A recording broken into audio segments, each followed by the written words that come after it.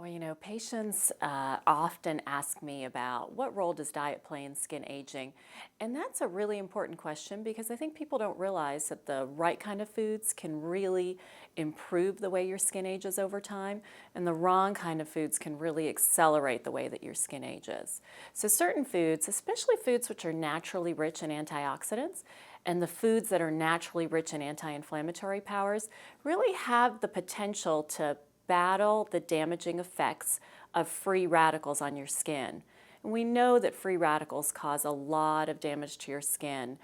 They can contribute to dark spots, they can contribute to fine lines and wrinkles, and so foods that are naturally rich in antioxidants can battle that process. On the flip side, however, is the kind of foods that a lot of people are drawn to, the cupcakes and the donuts, and even the white rice and the white pasta and the white bread. Those types of foods can actually accelerate the process of aging of the skin. And that's because those foods can actually increase levels of blood sugar, and those increased levels of blood sugar can contribute to collagen damage, and that ultimately contributes to sagging and loss of elasticity of the skin. It's interesting when you think about the factors that contribute to skin aging. Certainly, far and away, UV radiation is one of the major players in causing skin damage. But right behind that, I think we really need to think about the effects that diet has on our skin.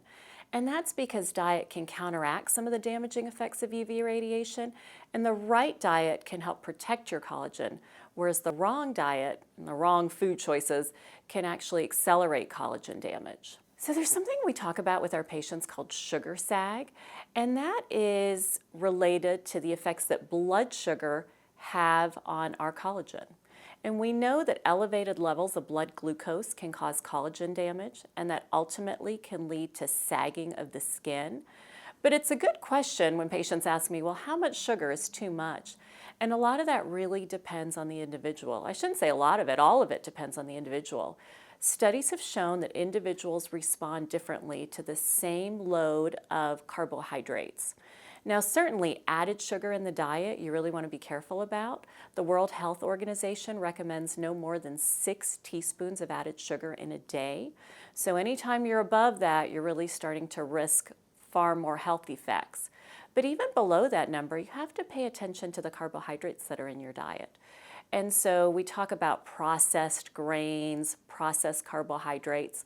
What all of those do is they're digested very easily, and they can lead to elevations in blood glucose. But everybody's different in terms of how they respond to those carbohydrates in your diet. So we definitely say be careful about processed and refined carbohydrates as a whole, but you also have to be careful about serving sizes, even with those healthy sources of carbohydrates. I was so pleased to be able to speak to my dermatology colleagues about this topic, and I really emphasize 3 main points to my patients, and I think it's something really important for all dermatologists to emphasize as well, and that's that when you're choosing foods, you really want to think about 3 main factors. The first is what I call eat power, and that's a focus on foods that are naturally rich in powerful nutrients, especially foods that are rich in antioxidants and anti-inflammatory powers. The second key factor is to stop sugar spikes. And I've already spoken about how collagen is really impacted by our levels of blood glucose. And so when I say stop sugar spikes, that means that you need to focus on the foods and the eating patterns that really avoid sharp spikes in blood glucose levels. And then the third point about eating to prevent premature aging of the skin really focuses on stop skin sabotage.